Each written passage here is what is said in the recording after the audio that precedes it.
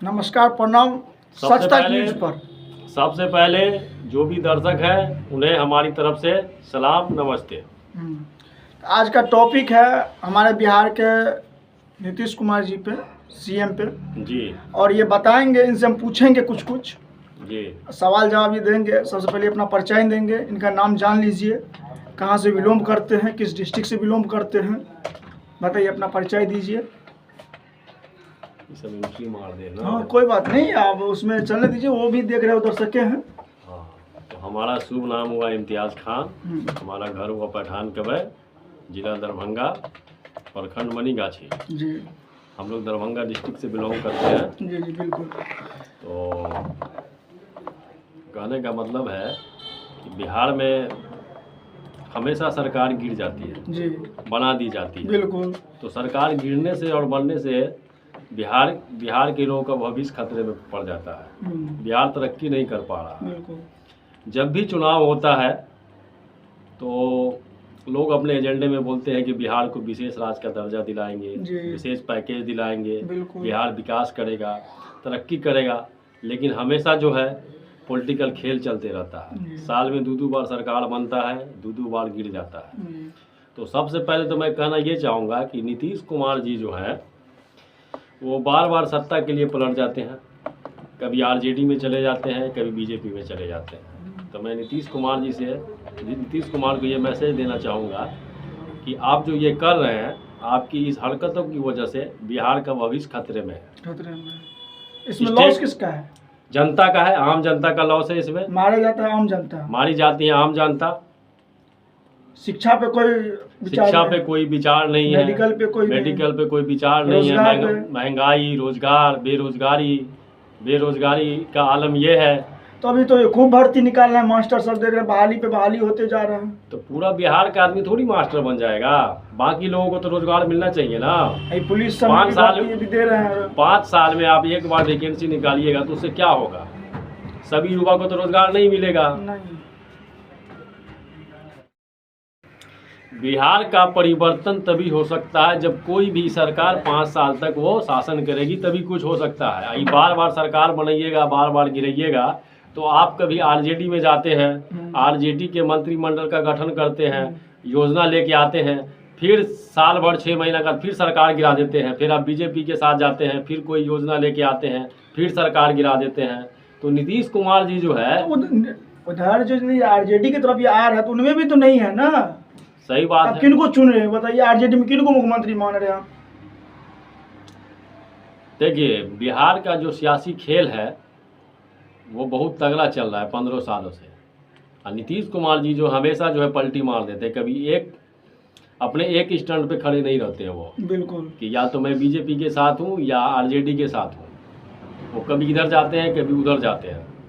तो ऐसे में स्टेट का विकास नहीं हो पाता। तो निर्णय तो हमें और आपको निकालना है। निर्णय हमें और आपको निकालना है कि इस स्टेट के लिए मुख्यमंत्री कौन होगा, बेहतर कौन विकल्प है।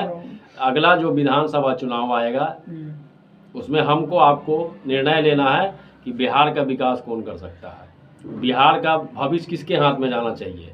तो कुछ लोग तो ये भी बोलते हैं ना फिर जो तो दारू पे बिक जाते हैं, पैसे पे खरीदे जाते हैं। देखिए, कहने का मतलब है, सबसे पहले तो मैं ये बोलना चाहूँगा कि जो दारूबंदी है इस सबसे फेलवर चीज़ है। दारूबंदी होने से किसी भी स्टेट का, किसी भी देश का भला नहीं हुआ और न होगा। नीतीश कुमार जी कहते हैं कि हम दारूबंदी कर दिए, ड्रोन से निगरानी कर रहे हैं, हमारी पुलिस छापा मार रही है। अब मैं ये कहना चाहता हूँ कि बिहार के हर घर में दारू बनती है, दारूबंदी से किसी को कोई लाभ नहीं हो रहा है। तो दिखावे के लिए दारूबंदी का नाटक करके क्या फ़ायदा है? उसे चमत करिए ना। और नशेड़ी सब बढ़ गए हैं। देखिए, हमारे जो युवा है बिहार के, दारूबंदी होने से वो तरह तरह का नशा करने लगे हैं। जैसे में गांजा की बिक्री बढ़ गई है, जैसे में सुलेशन, जैसे में फाइल, अलग अलग प्रकार का नशा करने लगे, जिनकी वजह से उनकी सेहत पे और मानसिक पे बहुत तनाव आता है। और दोस्त सरकार को मिल रही है। और सरकार कहती है कि हम दारूबंदी करें। दारूबंदी करने से आप हमको बताइए किसका भला हो रहा है? किसी का भला हो रहा है? आपको क्या लगता है कि सरकार का जो दारूबंदी का निर्णय है वो सही है? जो घर में अभी चूल्हा बंद है, मतलब फोड़ फाड़ नहीं हो रहा है, तोड़ फाड़ नहीं हो रहा है, औरत पे हाथ में उठाया जा रहा है, ये तो बंद है ना, फिर तो बढ़िया चीज है ना। तो आप एक एंगल से नहीं ना देख सकते हैं। आपको कहना क्या जो फिर चालू हो जाए। हमारे कहने का मतलब है कि अगर दारू बंदी हुई है तो उसका पालन होना चाहिए सख्ती से। जब दारू बंदी है तो बिहार में फिर दारू मिलती कहाँ से है? तो या आप हम जबरदस्ती लाते इसलिए हो रहा है। हम आप नहीं लाते। इस बात को सरकार को गौर करना ना कि जब हमारी पुलिस काम कर रही है तो बिहार में एंट्री करती है, बॉर्डर से ही करती है ना। तो हमारा एक्साइज डिपार्टमेंट जो है वो क्या कर रहा है, बिहार सरकार क्या कर रही है, इस पर क्या एक्शन लेते नीतीश कुमार जी? नीतीश कुमार जी तो हर रैली में ढिंढोरा पीटते हैं कि हमने दारू बंदी कर दिया। गुजरात में भी दारू बंद है। तो गुजरात में तो देखिए, गुजरात भारत का पहला ऐसा राज्य है जहां दारू बंदी हुई थी। सबसे पहले वहां हुई थी, उसके बाद बिहार में हुई है। लेकिन दारू से न किसी का भला हुआ है न होगा, ये तो गलत चीज है नहीं। बेरोजगारी और तो 4 ठेका बंद हुआ है, उससे 20 ठेका खुल गया है। अरे ठेका ना बंद है जी, काला बाजारी तो बंद नहीं हुई है ना। जो आदमी ताली बेचता था आज वो दारू बेच रहा है, महुआ बेच रहा है, दारू की तस्करी कर रहा है। तो दारू बंदी कहाँ है? प्रशासन कुछ एक्शन नहीं ले रहा है। प्रशासन तो एक्शन लेती है, लेकिन प्रशासन भी क्या करेगी? कितना छापा मारेगी? कितनी बार आपको पकड़ेगी? ऊपर से भी फोन आके छोड़ दो भाई। ऊपर से फोन आता है कि छोड़ दीजिए हमारा आदमी है, उधर से फोन आता है हमारा आदमी है। तो प्रशासन भी क्या करेगा? शिक्षा पे कोई बात? शिक्षा पे कोई क्या बात होगा?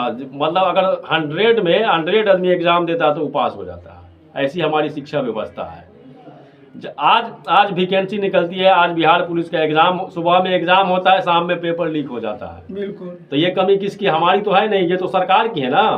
सरकार को इस पे गौर करना है कि भाई हम एग्जाम दिला रहे तो ये लीक कैसे हुआ पेपर? उनका कर्मचारी कर क्या रहे फिर आखिर? उनका आदमी क्या कर रहा है, सरकार क्या कर रही है, सिस्टम क्या कर रहा है, इस पे ध्यान देना है ना। बिल्कुल बिल्कुल। तो सिस्टम में तो कोई ध्यान देता नहीं है।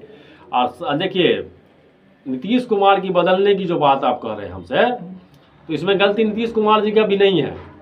गलती वो दोनों पार्टी का है, आरजेडी का और बीजेपी का है। नीतीश कुमार जी को जो अच्छा पैकेज देता है नीतीश कुमार उसके तरफ चले जाते हैं, क्योंकि नीतीश कुमार जी इंजीनियर है पेशे से। तो उनको कंपनी से मतलब नहीं है। बहुत अच्छा मित्र भी थे लालू यादव। सुनिए ना, उनको कंपनी से मतलब नहीं है, नीतीश कुमार जी को पैकेज से मतलब है कि हमको मोटा पैकेज मिलना चाहिए, चाहे जैसे मिले। अब कुर्सी पर मैं बना रहा हूँ, चाहे बीजेपी के साथ हो या आरजेडी के साथ हो। 2014 में नीतीश कुमार जी ने कहा था मीडिया के सामने कि मिट्टी में मिल जाऊंगा पर भाजपा में नहीं जाऊंगा। लेकिन तो हुआ नहीं, लेकिन ऐसा तो होता नहीं है पॉलिटिक्स में। पॉलिटिशियन की बात का भरोसा नहीं है, आज कुछ और घोषणा करते हैं, कल कुछ और बोलते हैं। तो इस तरह से जो खेल चलेगा, अभी जो जाति प्रथा लेके SST है, ऊंचे दर वाला जो है, इस सब के बारे में अभी पढ़ाई के लिए चलते, पढ़ाई में कोई होना चाहिए क्या? ये देखिए, हमारे कहने का मतलब आरक्षण वाला पढ़ाई में आरक्षण 70% देने का घोषणा किया है। तो आरक्षण का जो है छोटी जात को लाभ मिल रहा है, SC को, ST को, OBC को लाभ मिल रहा है इसका। चलिए ये अच्छी बात है, आरक्षण मिल रहा है। लेकिन आरक्षण की वजह से जो अन्य वर्ग हैं उनको फायदा नहीं मिल रहा है, तरह का लाभ नहीं मिल रहा है, उनको बहाली नहीं होती है। बिहार पुलिस का बहाली करवाते हैं, सुबह में एग्जाम देने जाते हैं, शाम में पता चला पेपर लीक हो गया। तो ये घटना हमेशा होती रहती है। ये भी है ना, जो आरक्षण वाले को 30% पे निकाल देते हैं ये लोग, और अदर कास्ट जो 99% है तो उनको नौकरी नहीं मिल पाता। फिर जनरल कैटेगरी के जो स्टूडेंट हैं, युवा हैं या जो लोग हैं जनरल कैटेगरी के लोग, आरक्षण की वजह से SC, ST, OBC को मतलब आरक्षण मिला हुआ तो उनका वो फ़ायदा उठा लेते हैं। वो दिन रात जनरल वाले दिन रात मेहनत करके 70% लाते हैं और सरकार जो 40% पे उठा लेती है। तो क्या सेवा करें, उनको नॉलेज ही पता नहीं उनको। तो क्या होगा? पढ़ाई हम करते हैं और उनको नॉलेज नहीं है, नौकरी मिल जाती है, कल के वही आदमी जो है भ्रष्टाचार करने लगता है, घुसखोरी करने लगता। तो इसमें सरकार की गलती है ना, उनको पता ही नहीं है जो क्या करना है, कैसे क्या करना है। हमारा सिस्टम इतना भ्रष्ट हो चुका है, करप्ट हो चुका है कि आज किसी भी ऑफिस में जाइए, किसी भी विभाग में जाइए, जब तक आप टेबल के नीचे से पैसा नहीं दीजिएगा आपका फाइल आगे नहीं बढ़ेगा। तो करप्शन में सरकार इस तरह से डूब चुकी है, सिस्टम ऐसा डूब गया है कि कैंसर की तरह करप्शन हो गया बिहार में क्या पूरे देश में। बोल रहे हॉस्पिटल बनाएंगे, अभी तेजस्वी यादव बोल रहे थे हॉस्पिटल बना देंगे बिहार में। दरभंगा में अभी तक एम्स नहीं बना हुआ है। देखिए, दरभंगा में एम्स नहीं बना तो ये तो केंद्र सरकार की वजह से एम्स नहीं बन रहा। दोस्त तो नीतीश कुमार जी को दे रहे हैं। दोस्त ने नीतीश कुमार जी को इसलिए दिया जा रहा है कि जब इन्होंने घोषणा किया था 2019 में तो ये NDA के साथ थे, इनका गठबंधन NDA के साथ था। और जब ये आरजेडी के साथ आए तो इन्होंने ज़मीन देने का काम किया सोमन में, लेकिन केंद्र सरकार की तरफ से सुस्ती की वजह से हॉस्पिटल का काम आज तक आगे नहीं बढ़ पाया। और मोदी जी जो है 2014 में भी बोले थे, 2019 में भी बोले कि हम एम्स दरभंगा में बनाएंगे, लेकिन आज तक एम्स का निर्माण नहीं हुआ। आज तक तो सब जमीन ऐसे ही पड़ी हुई है। तो सबसे पहले हमारे लोकल जो नेताएं हैं, विधायक सांसद जो भी है, वो पहले डीएमसीएच को तो ठीक कर लें। देखिए हमारे लोकल जितने भी नेता हैं, एमएलए हैं यहाँ के और एमपी है, वो सिर्फ इलेक्शन में आते हैं, लोगों को कहते हैं कि आप हमको वोट दीजिए, मैं आपका ये काम करूंगा, आपका वो काम करूंगा। चुनाव होने खत्म हो जीतने के बाद वो दोबारा क्षेत्र में नहीं आते हैं। यहाँ क्या हो रहा है नहीं हो रहा है वो आज तक नहीं आते हैं। नहीं तो हम तो गोपाल ठाकुर जी सांसद जो हैं ये दरभंगा विधानसभा के, तुम देखते हैं उन्हें घूमते हुए, लेकिन कभी दुकान के उद्घाटन करते हुए तो कभी कोई चले जाते उनके मैया। देखिए गोपाल जी ठाकुर जो हमारे सांसद हैं, उनको सिर्फ फोटो खिंचाने का शौक है, सुर्खियों में बने रहना है, काम कुछ नहीं करना है। बस उनका काम है मिथिला के पाग और मखाना के हार भेंट करना है एक दूसरे को।